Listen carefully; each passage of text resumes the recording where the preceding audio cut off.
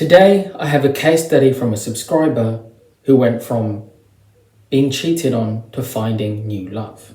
Today, it's a success story.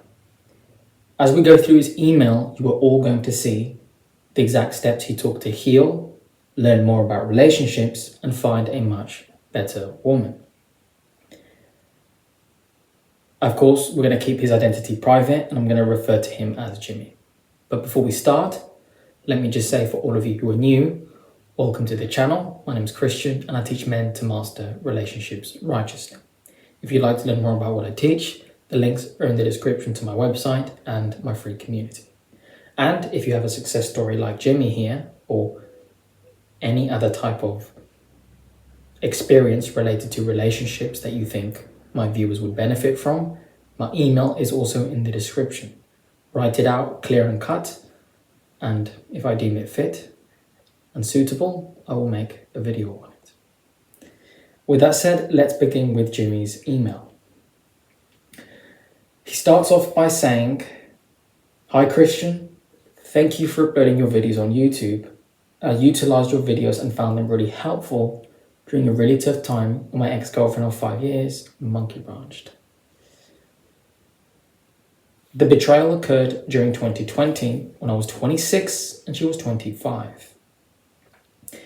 During that time, I was undertaking my PhD studies and I helped my ex land a job through my connections. I was happy because she was fitting in and making decent money. Fast forward 6 months, she started displaying odd behavior. Protective of her phone, starting fights, hanging out with work friends alone. All the signs are very clear. In retrospect, these signs are dead obvious. However, I had never been monkey branched before, so I failed to see the signs and act on them. Long story short, she had the audacity to monkey branch to a younger guy who was 21 at her work. Considering I had helped her land the job in the first place is what hurt. Exactly. You get her a job and she cheats on you with a guy who's a few years younger than her. Now, remember, the red flags you ignore at the beginning always become the deal breakers in the end. Jimmy was with this girl for 5 years.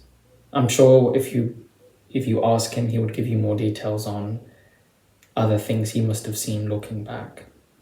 Because honorable men and women don't suddenly up and betray. People who settle, lack morals, are in a one-sided relationship and they're just messed up. They have a very sinful lifestyle. This is the things that they do. Because if this woman respected you, but fell out of love with you, or you weren't really the man for her, she would have just respectfully waited to see if things could improve. And if not, she would tell you she's unhappy, give you closure and walk away and heal. Obviously, given the fact that you were with this girl for 5 years, you never went to marriage, you never had children with her from anything that you mentioned here, so you can start fresh.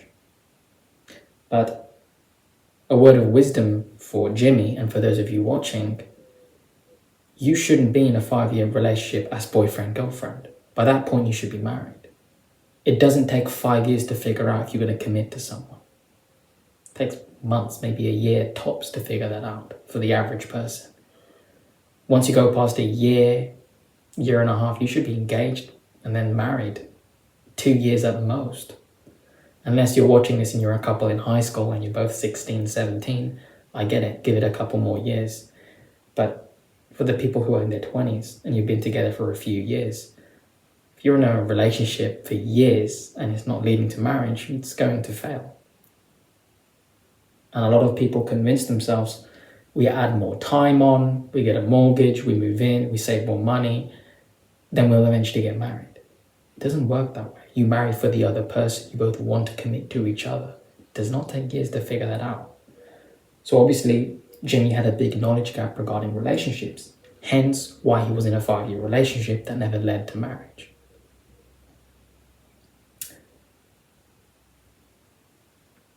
But in the end, it worked out. This is why you don't settle. This is why you vet someone's background from the beginning. You become very intentional with what you are looking for in a woman and what you are avoiding, so that you don't just sit there and just get into a relationship. I see a lot of people do this nowadays. They date someone, they become close, and then they kind of go with the flow and let the relationship happen. But they're not doing anything to advance the relationship or lead it to where they want it to go. Most men and women think it's acceptable to have a serious talk into the future. Wrong. You have a serious talk at the beginning. You reap what you sow in life. You want to save your time. Continuing on with the email. Obviously, the betrayal was hurtful, and the natural response was to immediately start comparing myself to the other person. Healing took approximately 1 year, and I used a combination of exercise, counseling, and YouTube videos to get better. On average, most people take at least half the time of what the relationship lasted to heal if they are the ones getting dumped. So the fact that you managed to heal in 1 year, as opposed to about 2.5 for most people, tells me that you were really serious about moving on with your life. As you mentioned here, exercise, which is very good for you, counseling, so you were talking to people, getting help, and obviously you were learning, you're on YouTube watching videos. Good. At the time, I was listening to all the success stories of men who survived their monkey branching ordeal, and it gave me hope that maybe my life could return to normal. You notice you were healed adequately when your desire for hatred and vengeance turns into indifference. Well, at the end of the day, you should never have hatred towards an ex. The reason being is, at one point, this is someone that you supposedly loved. So how could you possibly claim to love them just because they betray you? Now, you can be angry at them, you can be hurt at them, but you wish them well and you move on with your life. You let go and you let God. Made a lesson on bitterness a few weeks ago. It's in the channel. Let God handle those people. Do not take those matters into your hands. You do not repay evil with evil, but evil with good.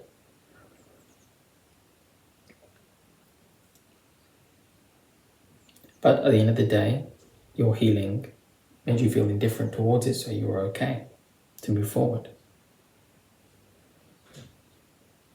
You say here, the funny thing is, in the moment you no longer care when they tried to reach out.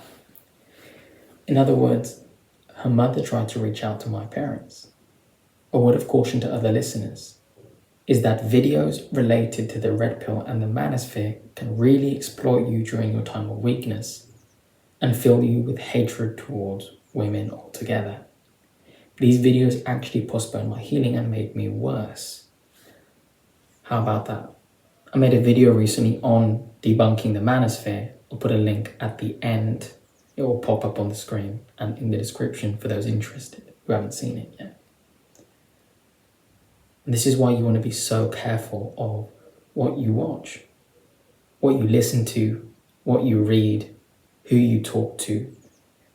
It can be very easily swayed or influenced when you're in a fearful state, a desperate state. And that's why a lot of young men get misled by the wrong information and they become very bitter towards women. But likewise, we do see the same with some women who listen to the wrong information and become bitter towards all men. It's almost like a protection mechanism. You've been hurt, so now you close yourself off. And if you convince yourself that they're all bad, you don't have to deal with them anymore. But again, that's not healthy, because men and women, we're made for each other. A good woman will make you into a better man, and a good man will make a woman into a better woman. Hold each other accountable, help each other grow. We are made for each other. It's always been like that since the beginning of time. So commitment, marriage, finding someone to share your life with is a beautiful thing, and that's what gives people meaning. Men and women are not meant to be alone. That's why there's so much suffering. And because nobody's learning biblical principles, when they do try and date, they go off of their emotions, what they see from modern ideologies that are spewed out in the public school systems and other institutions that turn people into selfish narcissists, which is what we see now.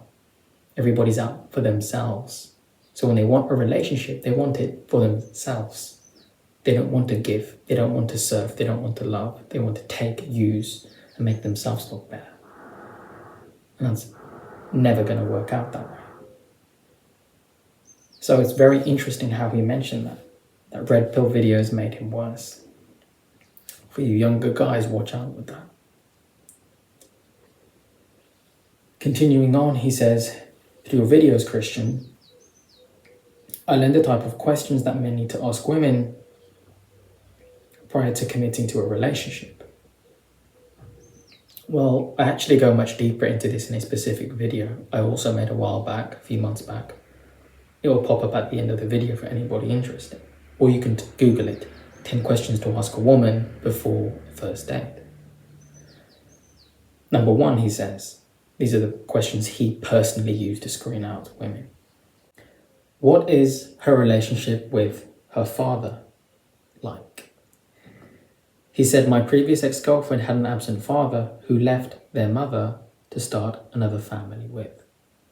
This is a very good question to ask, but at the end of the day, there's other variables that you need to consider. There are men and women who grew up with an amazing mother and father, but they go out and they're influenced by the world. They hang around the wrong people, bad company corrupts good morals, and they turn into little selfish monsters. So, realistically, while it is good to ask what the relationship is like with the father and the mother, more predominantly it's how they've chosen to respond to their upbringing. Because there's women out there who will victimize themselves and blame mum and dad for everything bad. And there's women out there who will tell you that they've had a bad child, but they've healed from it. They let go of mum and dad. They forgive mum and dad. That's okay. That they learn from the mistakes of mum and dad. I've met many men and women who've grown up in broken homes. Toxic mothers, absent fathers, you name it. And they don't victimize themselves. They have their own free will. They learned how to be a better person. They observed the mistakes of their parents and they made a choice to never be like them. Actually made them better. So it's how they choose to respond to what happened. So Jimmy's question here is good, but it's very surface level. Men, pay attention. You ask a woman that question, what does she tell you in return? What do you see from her behavior? If she displays signs of bitterness, resentment, anger, hatred towards her parents, father or mother, that's a bad sign. If she displays that she's healed, she's let go, she's forgiven them, showcases that with her lifestyle, that's really what you're looking for. Very important to ask, but there's other variables to consider, as I've mentioned. And of course, the video I mentioned on 10 questions to ask before a first date, I go deeper into that. Check it out. The second question, he says, is, does she prioritize family or career first? This one is a very good question indeed. If as a man, you want to be a husband and a father, you want to have a family, you need a woman who, likewise, understands her role. She wants to be a wife. She wants to be a mother. Wife first before she's a mother. She wants to commit to a man for life. She has her priorities in order. You do not want a woman that wants to commit to you but wants to have her lifelong career and climb up the corporate ladder. She's giving 50 to 60% of her time to some corporation, and you're going to get the scraps when she's tired, drained, and she's built up a masculine wall around herself, because that's what happens with women who are a long time in the workforce. It chips away at their femininity. Most women will go along with it because they have a higher pain tolerance and they're more agreeable, so they'll just accept it until it breaks them down emotionally.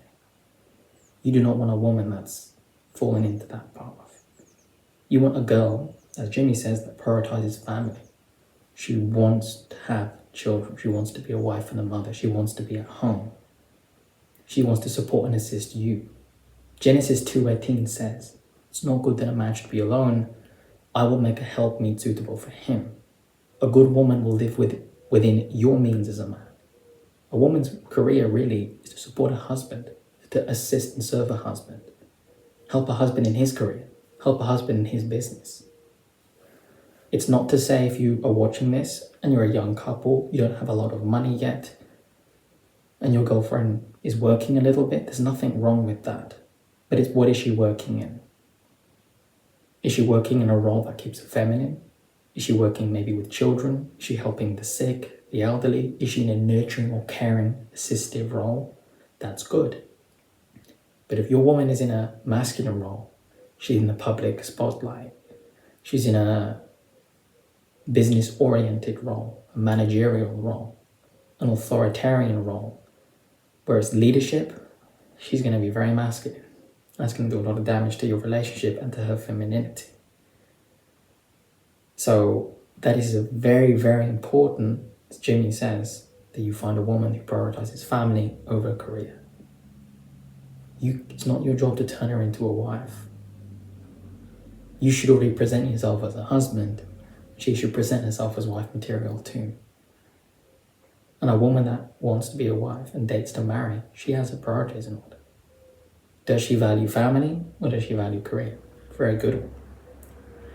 Number 3, how many sexual relationships has she had in the past?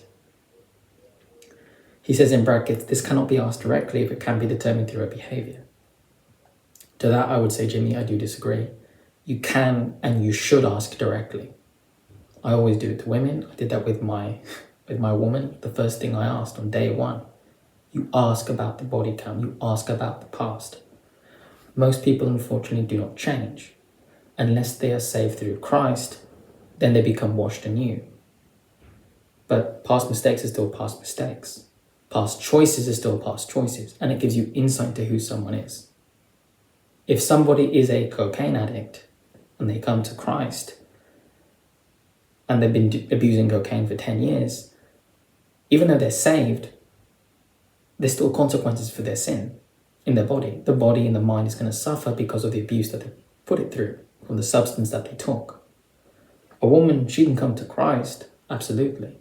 But if she's been ran through by 10, 15, 20 men, the oxytocin in her brain and the neurons, they're not going to form an emotional bond anymore. When she's around a man, it's going to be limited. Each time she bonds with a man, they're getting a smaller piece of her, right? And it's a lot to overcome and heal from. A lot of people simply cannot, and they become very limited in their ability to form an attachment and deepen emotional attraction because they've given bits of themselves to so many other people. As a man, you should not commit to a woman who's been sleeping around.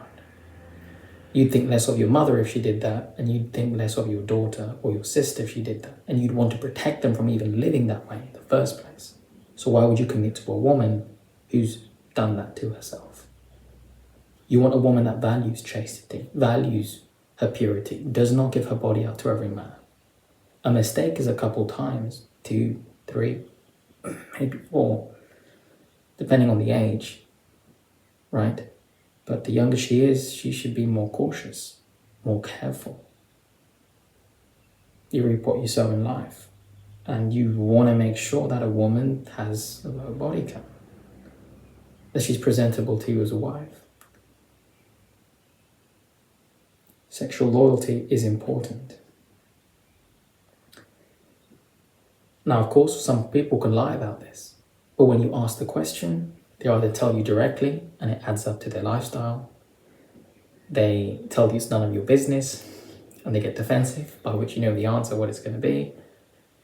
She will either give you the wishy-washy answer. I'm not sure, I'll have to think about it. I can't really remember. Yeah, she's playing around with it. Doesn't want to give you the full details. Or number 4, there are some promiscuous people who proudly wear it like a badge of honor and she'll tell you the number. You disqualify her right there and then. So yes, his question is important about the sexual relationship she's had in the past, but you should ask directly. And of course, even if she's lying, All things will be revealed in the end. You're going to find out. Things won't add up. You'll hear stories from her girlfriends, from family. There'll be inconsistencies. Number 4, he says, who are the types of people she considers close friends? Meet her friends to determine if they are good people. Very important. Good feminine women hang around with women who share the same values as them. If she's around women who have a bad past, are immoral, are selfish, feminists, whatever happens to be, women who have a degenerate lifestyle, chances are she's just like them, especially if she keeps those women in her life. Whereas if she just met a new group of women and those women were bad, and she's identified that, what does a good woman do? She removes those bad women from her life because she does not want to be associated with them. The same way as a man, if you hang around godless, immoral men, peer pressure, they can slowly change your values. Bad company corrupts good morals. 1 Corinthians 15:33 in the Bible states that very clearly. So you have to be very careful who you let into your life. If you have high standards and you have a set of values that you uphold, you are only going to surround yourself with those who share them because you can relate to them, you can associate, you have things in common, you can understand each other, you get along more. Think about it. If you meet a good woman and you're hanging around guys that go clubbing every weekend, get wasted on the weekend, guys that take advantage of women, and she sees what your friends are like, she's going to figure out who you are as a man. And if you have nothing in common with those men, then you have low standards and you're too afraid to cut them off. But you better. And it's the same thing when you meet a woman. You have to also be considerate of her close friends. Because if a good woman is aware that her friends are immoral, she's trying to help them, and they don't change, she's going to let them go because she will not be associated with them. She'd rather walk alone. So, very important question. I agree 100% with Jimmy. Look into her friends. Ask to meet her friends. Ask about friends she's had in the past. What has she done with those friends? How does she speak about those friends? How do those friendships end? Did she cut off bad women? Does she keep bad women in her life? Have those women ever influenced her? Ask around. Reputation and honor is very important to have in a woman. And a lot of that is going to be found in the people she's close with. You want a woman that surrounds herself with good women that are going to uplift her, that are going to keep her chaste and modest, that are going to be feminine and moral, not godless women that are going to lead her astray. But at the end of the day, it's her own responsibility to decide the quality of friends she has. And finally, the 5th and final question he uses to screen women out is, do our life goals align? 100% agree. Very, very good question indeed. Men, when you meet a woman, you want to assess compatibility, which is the alignment of belief system, values, what's important to you, and lifestyle. If you meet a woman and you sit down and say, what are your thoughts on children? What are your thoughts on marriage, family, finances? Where would you like to live? How would you organize your life? Where do you see yourself in 10, 15 years? If that does not align, you cannot build a life. Amos 3 verse 3 in the Bible says, how can two walk together unless they are agreed? And I've seen a lot of couples, they get into a relationship, they talk for weeks, months, then they pop a question, how many kids do you want? The other one says, I don't want any. What about you? I want 3. And then they're fighting all the time, they've got nothing in common. One's going out clubbing, drinking, the other one who doesn't drink is at home, chilling, watching Netflix movies. And they're fighting all the time because they don't have the same lifestyle. They're trying to change in each other. Build resentment. They start bickering. A lot of these fights come about because of lack of shared values. One's Christian, one's atheist. One's Democrat, one's Republican. They just cannot agree. So they're arguing about everything because they cannot get along. Whereas with couples who do have everything in common, if you have any argument, it's probably something small, a misunderstanding, misinterpretation, miscommunication. that's sorted out through love, patience, and honorable communication. And then those things don't resurface anymore. But if your life goals do not align with a woman, you're not going to build a life with her. And a lot of people, they convince themselves, we stay for 5 years, we stay for 6 years, we get a mortgage, we get a house, we have 2-3 kids. Yeah, we move in. If we spend more time together, maybe one day I'll change. It doesn't work that way. You want a woman that comes to you together with ingredients and the characteristics of a wife as you present yourself to her as a husband. You click, you get it sorted at the beginning, and you build a lifelong commitment. Very, very important. Your life goals should align. And men, do not shy away from being direct with them. Especially when you meet a woman, whether it's on a dating app or in person, ask quality questions about their values, about what you stand for. Because only a woman that's not serious about you or doesn't have anything in common is going to walk away. You both save yourself time. Instead of being enamored by her beauty and turning a blind eye to it because you're hoping things can work out with her because you think she's cute. A cute face is not going to build a commitment with you. It's her heart, who she is. That's important. Do not neglect it. So those are the 5 questions that Jimmy used to vet women, give them a background check. And he says, in conclusion here, I'm happy that I found someone who cleared all those questions, and I think is quite a wonderful person. While I'm not completely sure that she will not monkey branch me in the future, because the fear is still there, I think the chances on the lesser side due to her clearing the aforementioned questions. Well, if you give a woman a proper background check, remember, Proverbs 31:12 says that a righteous woman does good to her husband all the days of her life and no harm. Honorable women are loyal. From the day you meet them till the day you die. The same way if you're a loyal man, you're always loyal because it's who you are. It's not conditional, it's unconditional. You love, and that's it. So if you have given this woman a proper background check, then chances are 0. He said, I've been in a relationship with my new girlfriend for 1 year, and I'm in my final year of my PhD studies, and I look forward to what life has to offer me in the upcoming years. He closes on this. I wish people who are going through this similar situation to stay strong, and hopefully my story can give you the inspiration to persevere through such a difficult time. Kindest regards, Jimmy. Well, Jimmy, I know you're going to watch this video, so I would tell you, you've been with your girlfriend for 1 year. You better get engaged with her soon enough and get married. Do not waste time. You're both young. You're getting into your late 20s now. You were 26 back in 2020. You're nearly going to be 30. A few months to a year from now, I would get engaged and start planning out the wedding and build your life with her. If you're both serious about each other, you know what to do. You date to marry or you date to fail. And that has been today's little case study. As I mentioned earlier in the video, there's going to be a link that will pop up now of the 10 questions to ask a woman before a first date to assess compatibility and about the manosphere, why you should avoid the red pill. With that said, I'd love to hear your comments down below, what your thoughts are on this video.